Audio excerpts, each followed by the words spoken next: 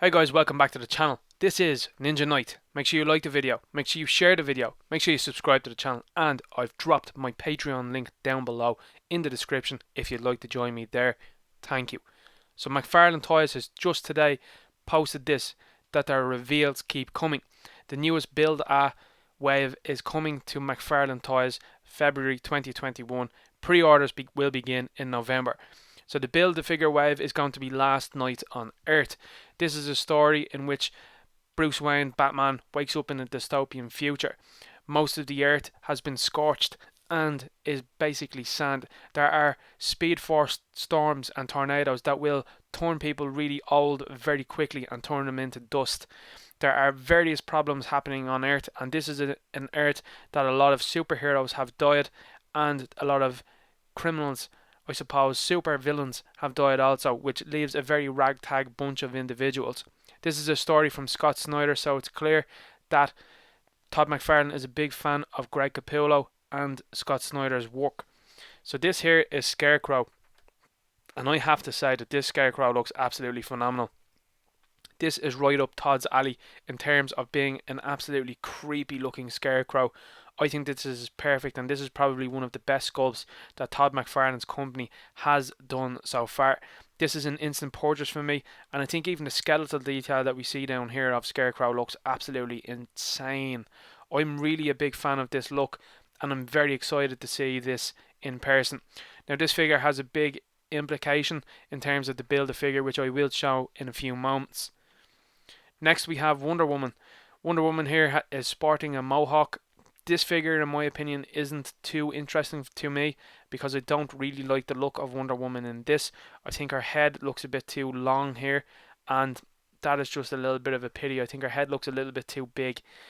Other than that, though, I have to say the sculpt work on this figure is absolutely insane. It's very, very good, and Todd seems to be implementing that better articulation throughout this line, which is brilliant to see.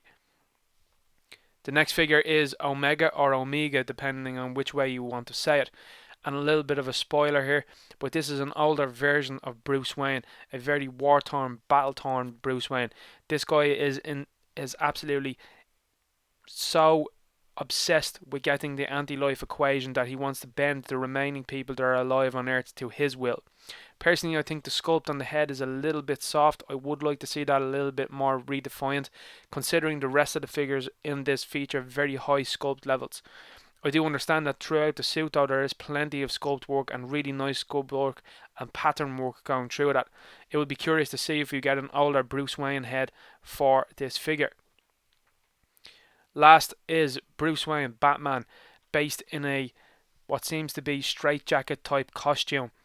This is a costume that is given to him by Alfred within this comic. So this is an interesting look for Batman, and McFarlane has gone on record to say that he would like a multiverse on people's shelves, that these figures will all start to scale or maybe won't scale, judging on the basis of what they scale like in the comic books. So I think that is a little bit of a get out of jail free card for Todd. But I will say that these figures will look interesting in that we haven't had a Batman that's looked like this before. I think this is really nice, and I like the way the straps fall down and look like a kind of pseudo cape for this character. This character is also going to come with a Joker in a head, Joker head in a glass, and this Joker was responsible, I think, for narrating this story, and he had plenty of funny laughs throughout this story. So this is what this image is based on. This is what this figure is based on. It's work by Greg Capullo and Scott Snyder. Now coming back to Scarecrow, and as I said, Scarecrow will be an important part of this, and the Build-A-Figure is going to be Bane. So Bane in this actually carries the Scarecrow around on his back. One of the issues had this image, and I think that this is absolutely a fantastic looking image, and we have this monstrous Bane, and Todd has just said that this Bane will be bigger than the Batman Devastator, so that would be interesting to see. Todd has said that we can also recreate this cover where the Scarecrow can hang on to Bane and basically hitch a ride on this massive Bane. Looking forward to this wave. I have to say the Scarecrow was really the pinnacle and the high point of this wave. The other figures, I suppose, I will wait and see. Already there are comments on this, considering which character this is following yet again, and it is Batman. I will say I am a massive Batman fan, but even as a massive Batman fan, it is a little bit disappointing to see even more Batman centric stuff. Okay, I want to see the villains, but to see another version of Batman, and within this line itself, within this wave, two versions of Batman is a little bit excessive in my opinion. Now Todd has started to reuse molds and basically repaint them, like the Target exclusive Sean Gordon Murphy Batman White Knight in red, and that is starting to annoy people. I certainly hope that this is just going to branch out and give us more variations of characters. I want to see Dr. Fate. I think Todd would kill it with a Swamp Thing. I would love to see Static Shock. I want to see a mainline John Stewart Green Lantern. I want to see Atrocitus. I want to see those Red Lanterns. I would love to see a Mr. Freeze that's designed based off on the Batman TV series, where he has a basically iceberg looking head and a very cool suit. I think Todd could absolutely kill those. I would love to see Godspeed from the Flash. I would love to see an undead Flash maybe. And I would love to see some Blue Lanterns in there as well too. I would like to see what Todd would do with Cheetah from Wonder Woman, and I would love to see his own version of Ares perhaps within one of these waves, because I think Todd badly needs to branch out now, as I can see fans getting really sick and tired of this, because okay, Batman is a big seller in this line, but you need to give the wide majority of fans a chance to get one of the characters that they like, or for someone to walk by and say, hey, that's a cool looking character, and they start to buy into that. Now, has this got something to do with DC's impending closing down of certain comics and them cutting titles like Aquaman, for example, and various other titles that are at DC? Is this part of the streamline slim down that DC just want to look at Batman, Superman and Wonder Woman and possibly the Flash and not look outside of that? I think that's a bad move personally, but given the comic book sales haven't gone too well, I would certainly hope Mcfarlane would be intelligent enough to say, well, there are a wealth of characters that we can choose from, and we're sticking with one and his rogues gallery. It doesn't seem like a good idea. This is a 3-year license, and it's very, very strange to see Todd focus so heavily on Batman, given an awful lot of fans are saying in the comments what they want to see. I hope that this improves. I hope that the selection improves. I hope that we get a wider selection, like some of the characters that I mentioned there. And I am in the same boat as a lot of fans that I like what these characters and figures look like. I want to see the articulation be so good on these figures, but I also want to see some variety on it.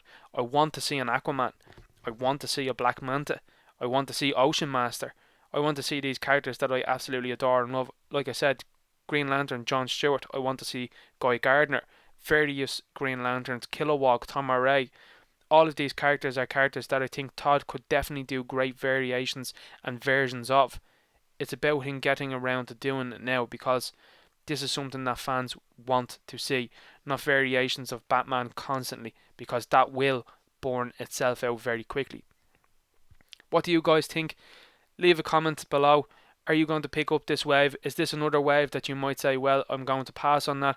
Or is this a wave that you've been dreaming of that you never thought would come along? I know myself, I never thought that this wave would actually rear its head, but yet here we are, and I think that this looks really nice, particularly this Scarecrow. I'm absolutely fascinated with this Scarecrow. Do you think that the DC Multiverse line could start to falter? I'm seeing a lot of figures that are warming pegs where I'm from, and I think I've seen an awful lot online as well that have gone to clearance. So clearly, I know the first couple of waves haven't been too good, but as we move along, it looks like the articulation's getting better, the accessories are getting better. So I think Todd is learning as he's going along. Would I have liked to see Todd nail this from the get-go?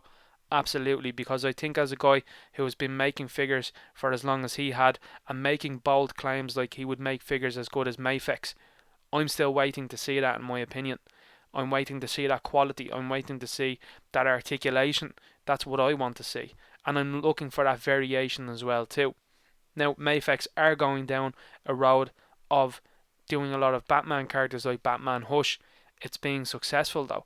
So I am curious to see which direction Todd will go with this one, because I would like to see some of the more weird and wonderful characters that DC have to offer, because now with the DC universe going forward, I think it's very appropriate for them to get as many characters into toy line so that people will recognize them when they come around to TV shows and movies. This is my thoughts. Leave your comments below. I'd love to know what you think.